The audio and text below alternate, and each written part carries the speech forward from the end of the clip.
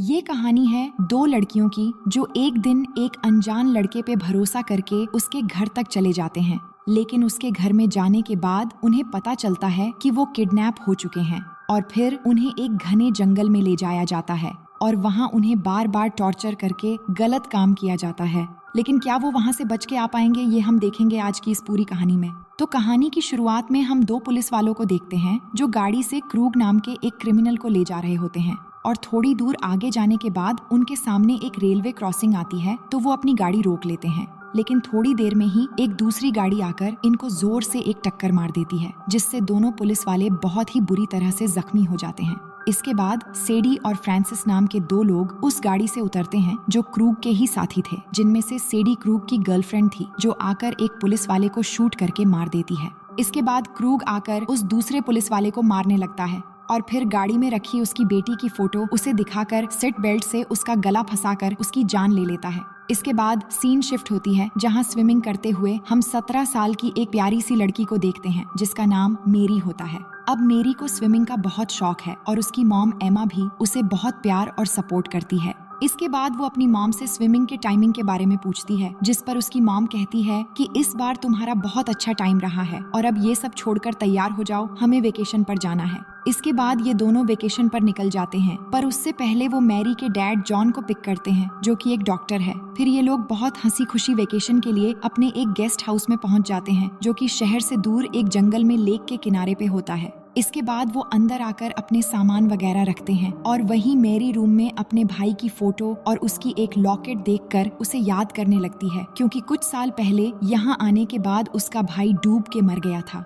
इसके बाद मैरी नहाने लगती है और नहा धोकर फ्रेश कपड़े पहनकर अपनी मॉम डैड के पास जाती है और उन्हें कहती है कि वो कार लेकर पेज नाम की अपनी एक फ्रेंड से मिलने जाना चाहती है। लेकिन उसकी मॉम मना करने लगती हैं, पर उसके डैड कार की चाबी दे देते हैं और कुछ पैसे भी उसे देते हैं। इसके बाद मेरी अपनी फ्रेंड से मिलने निकल जाती है जो कि एक शॉप में कैशियर है। तो दोनों वहाँ बैठकर बातें करने लगते हैं कि आज रात वो एक साथ बहुत एंजॉय करेंगे। अब थोड़ी देर में शॉप में जस्टिन नाम का एक लड़का इनके पास आता है कुछ सामान और सिगरेट लेने के लिए, लेकिन पेज कहती है कि सिगरेट लेने के लिए तुम्हें एज आईडी दिखानी पड़ेगी क्योंकि तुम अभी भी शायद अंडर एज हो। अब आईडी तो उसके पास नहीं होती, तो वो उनसे कहता है कि अगर तुम मुझे एक पैकेट सिगरेट दोगी तो तुम दोनों के लिए मेरे पास एक खास चीज है जिससे तुम दोनों बहुत खुश हो जाओगी, जिस पर पेज थोड़ी देर सोचने के बाद मान जाती है। लेकिन जब वो पैसे दे रहा होता है तो उसके एक नोट में खून लगा होता है जिसे वो जल्दी से छुपा लेता है। फिर जस्टिन अपने सामान लेने के बाद पेज और मेरी उसके साथ उसके घर के लिए निकल जाते हैं और वहाँ पहुँचने के बाद पेज मैरी को कार में रहने के लिए कहकर वो जस्टिन के साथ अंदर जाती है। अब यहाँ पर मैरी इंतजार कर रही होती है, लेकिन काफी देर हो जाने पर मैरी अंदर जाती है और जाकर देखती है कि पेज जस्टिन के साथ बैठकर सिगरेट पी रही है। तो मैरी पेज से कहती है कि देर हो रही है, हमें घर जाना है। लेकिन पेज उसे बैठकर सिगरेट पीने के लिए कहती है और कहती है कि ये सिगरेट थोड़ा स्पेशल है, तुम्हें बहुत मजा आएगा। अब शुरू में तो मैरी मना करती है, लेकिन आखिर में वो भी सिगरेट पीने लग जाती है। तभी मैरी को उसकी मॉम की फोन आती है जो उसे रात होने से पहले घर आने के लिए कहती है, लेकिन मैरी अपनी मॉम से कहती है कि आज रात वो पेज के साथ ही रहेगी। इसके बाद ये तीनों मस्त सिगरेट पीते हुए बातें करने लगते हैं और अब मैरी और पेज को जस्टिन से अच्छी दोस्ती भी हो गई थी। सब कुछ अच्छा चल रहा होता है, लेकिन थोड़ी देर बाद वहाँ क्रूग अपनी गर्लफ्रेंड और फ्रांसिस के साथ आता है। असल में क्रूग जस्टिन के डैड है और जस्टिन जानता है कि उसका डैड एक अच्छा इंसान नहीं है, तो वो अपने डैड को देखकर घबराने लगता है। लेकिन यहाँ पे क्रूग कहता है कि वाओ, कितनी प्यारी प्यारी लड़कियां हैं, क्या तुम हमें इनसे इंट्रोड्यूस नहीं करवाओगे? तो जस्टिन मैरी और पेज को अपने डैड से इंट्रोड्यूस करवाता है। लेकिन तभी क्रूग जस्टिन को एक मुक्का मारता है और कहता है, क्या तुम्हें पता नहीं कि यहाँ पर अनजान लोगों का आना अलाउड नहीं है? और वो कहता है कि हमारी फोटोज न्यूज़पेपर के मोस्ट वांटेड लिस्ट में आ चुकी है, पुलिस हमें ढूंढ रहे हैं और तुम यहाँ लड़कियों को बुला के पार्टी कर रहे हो। ये सुन के मैरी कहती है कि हमें इन सब से कोई मतलब नहीं है, हम इन सब के बारे में किसी को भी नहीं बताएंगे। लेकिन क्रूग कहता है कि तुम दोनों देख चुकी हो कि हम यहाँ पर रहते हैं, इसलिए हम रिस्क नहीं ले सकते। तभी पेज घबराकर भाग के बाथरूम में जाके फोन लगाने की कोशिश करती है और खिड़की के जरिए चिल्लाने लगती है। लेकिन थोड़ी देर में फ्रांसिस दरवाजा तोड़ के बाथरूम के अंदर आता है और पेज का सर पकड़ के जोर से मारता है, जिससे वो बेहोश हो जाती है। इसके बाद फ्रांसिस मैरी के पास आकर जबरदस्ती उसकी फोन लेकर तोड़ देता है। इसके बाद क्रूग दोनों को गाड़ी में डालने के लिए कहता है और फिर सब एक गाड़ी में बैठकर जाने लगते हैं। गाड़ी पर जस्टिन भी था, लेकिन वो कुछ नहीं कर पा रहा था। फ्रांसिस पेज की शरीर पे गलत तरह से टच करने लगता है। फिर थोड़ी देर बाद ही एक पुलिस की गाड़ी उनके साइड से गुजरती है, जिसे देखकर वो चिल्लाने की कोशिश करती है, लेकिन फ्रांसिस उन्हें चाकू दिखाकर डरा धमका के चुपचाप बैठने के लिए कहता है। फिर थोड़ी दूर जाने के बाद क्रूग अपनी गाड़ी जंगल की ओर मोड़ लेता है। तभी मैरी ये नोटिस करती है कि ये लोग तो उसी तरफ जा रहे हैं जिस एरिया में उसका गेस्ट हाउस है। तो मैरी और पेज दोनों खुद को बचाने के लिए गाड़ी के अंदर उनसे लड़ने लगते हैं और इसी अफरा तफरी में गाड़ी का एक्सीडेंट होकर एक पेड़ से जाकर टकरा जाती है। लेकिन इस एक्सीडेंट से किसी को ज्यादा कुछ नहीं होता, पर फ्रांसिस की नाक टूट जाती है।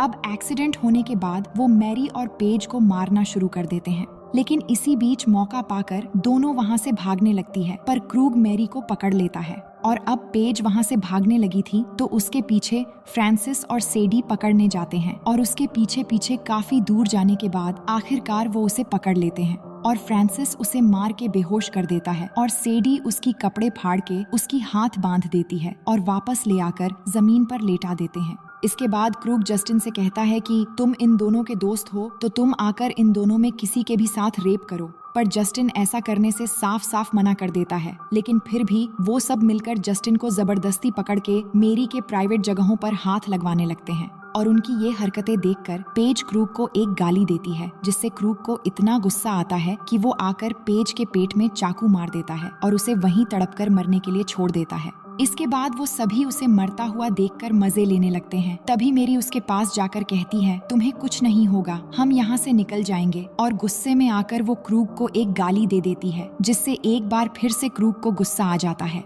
इसके बाद वो मैरी को पकड़कर उसके कपड़े फाड़ने लगता है और इसमें उसकी गर्लफ्रेंड भी उसकी मदद कर रही थी। मेरी चिल्ला चिल्ला के कह रही होती है, मैं किसी को कुछ भी नहीं बताऊंगी, प्लीज मुझे यहाँ से जाने दो। लेकिन वो बेरहम उसकी एक भी नहीं सुनता और उसे पकड़ के घंटों तक गंदा काम करता है और अपना काम खत्म होने के बाद जब उसे छोड़ता है तभी मैरी किसी तरह खड़ी होकर एक पत्थर से क्रूग के सर पे मारकर वहाँ से भागने लगती है, पर फ्रांसिस उस पर गोलियां चलाने लगता है, लेकिन एक भी गोली उस पर नहीं लगती और वो जल्दी से भागती हुई आकर एक लेक में कूद जाती है और वहाँ से स्विमिंग करते हुए भागने लगती है। लेकिन क्रूग और उसके साथी मैरी का पीछा नहीं छोड़ते और लेक के किनारे से उस पर लगातार गोलियां चलाने लगते हैं और इससे पहले कि मैरी किनारे तक पहुंचती, एक गोली उसे लग जाती है, जिससे वो जख्मी होकर वहीं पर बेहोश हो जाती है। और तभी बारिश भी शुरू हो जाती है और ये तीनों उसे मरी हुई समझकर उसे वहीं छोड़कर चले आते हैं। लेकिन अब गाड़ी की एक्सीडेंट हो चुकी थी और फ्रांसिस भी जख्मी था और ऊपर से बारिश भी हो रही थी, तो वो मदद मांगने के लिए उसी लेक के पास एक गेस्ट हाउस में जाते हैं।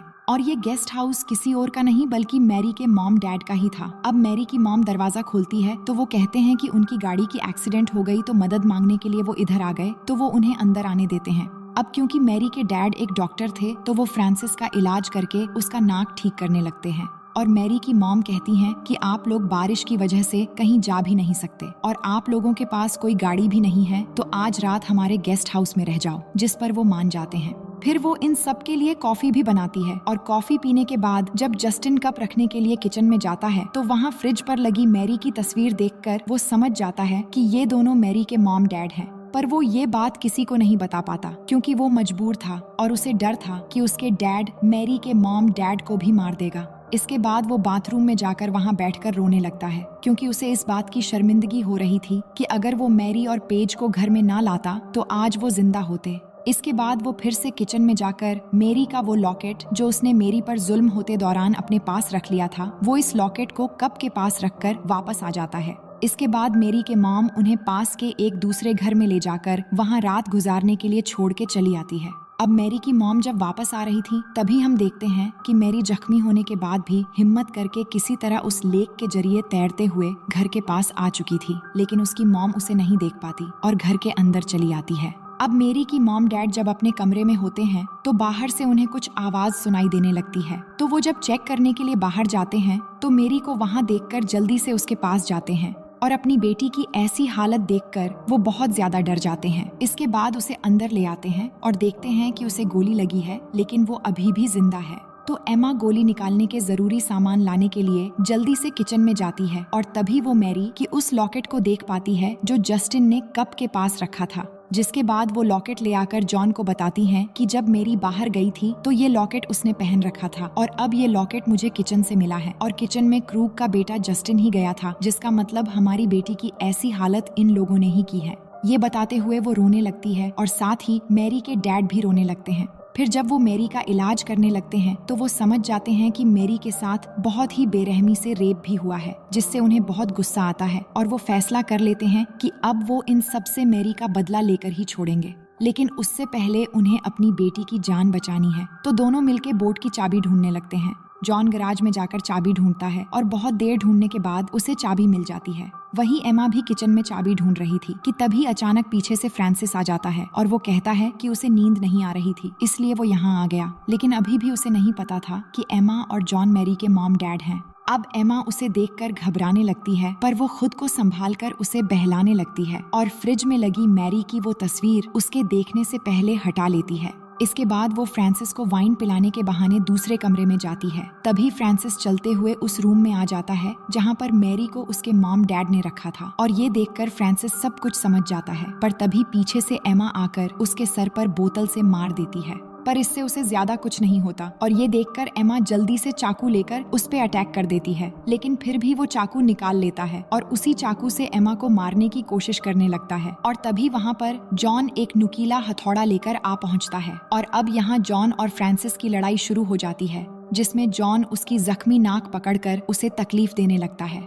इसके बाद दोनों मिलकर फ्रांसिस को बेसिन में डुबोने लगते हैं और इसी दौरान जॉन बेसिन का ब्लेड ऑन कर देता है, जिससे फ्रांसिस का हाथ उसमें फंस जाता है और वो चिल्लाने लगता है और तभी मौका पाकर जॉन उस नुकीले हथौड़े से उसकी सर पर मार देता है, जिससे वहीं पर उसकी मौत हो जाती है। इसके बाद जॉन और एमा मैरी को बोट में रखकर क्रूग के घर में जाने लगते हैं। अब उन्होंने ये सोच लिया था कि सबसे पहले उन्हें मैरी का बदला लेना होगा। लेकिन जब वो क्रूग के रूम में पहुंचते हैं तो वो देखते हैं कि जस्टिन चुपके से क्रूग का गन लेकर वहीं पर बैठा हुआ है। लेकिन जस्टिन जॉन को वो गन दे देता है और वो गन लेते ही क्रूग की गर्लफ्रेंड को गोली मार देता है, जो उसके कंधे पर लगती है। और तभी क्रूग उठकर बचने के लिए जॉन के ऊपर सामान फेंकने लगता है तो जॉन उस पर गोलियां चलाने लगता है, लेकिन वो किसी तरह वहां से बचकर खिड़की से बाहर कूद जाता है। इसके बाद सेडी एक रॉड लेकर जॉन को मारने आती है तो जॉन उसे एक मुक्का मार देता है और तभी एमा आकर सेडी को गोली मार देती है, जिससे वहीं पर उसकी मौत हो जाती है।